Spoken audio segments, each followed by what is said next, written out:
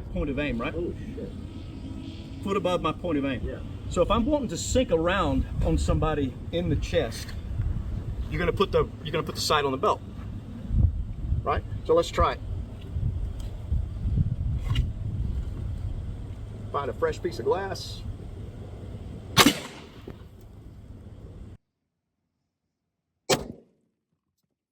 The more I go to the left, where do you think it pulls the bullet?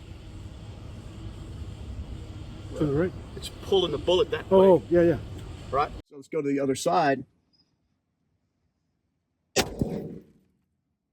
You see how high it keeps deflecting that round? It keeps kicking that round high because as the bullet's nose, especially on a pistol round, because it's got a nice fat nose to it, when that nose intersects the glass actually creates drag on the top of the round, and that drag pulls the trajectory of the bullet up that way.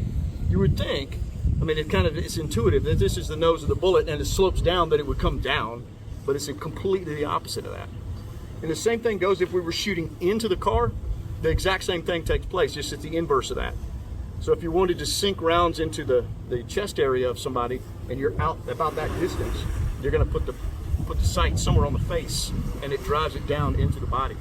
But here's the thing, the guys will teach, well, just porthole, it's called portholing the glass, right? You put the first round through the glass, it's gonna go high, but you put it through and you just keep pumping rounds through it, and it's gonna create a hole and no deflection is gonna take place. You're just gonna be shooting through a hole at that point. And that sounds good in theory, and it will work, but it assumes something. It assumes that the target is still gonna be there. It assumes that the guy you're shooting at is not gonna be moving. And I guarantee you, if it was you getting shot at, you wouldn't stay in the same place. You wouldn't just hang out. So you're gonna be, your target is gonna be moving one way or the other, which means you're gonna be punching rounds through your windshield, and it's gonna be a different deflection every time you turn. And because the glass is not only sloped this way, but it's also curved slightly this way. And here's kind of the rule.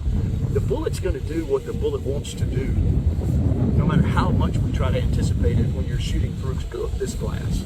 Because the glass has got a piece of glass, a piece of glue, and a piece of glass, and it's curved, and it is gonna go everywhere. You can't control it. You just can't control it.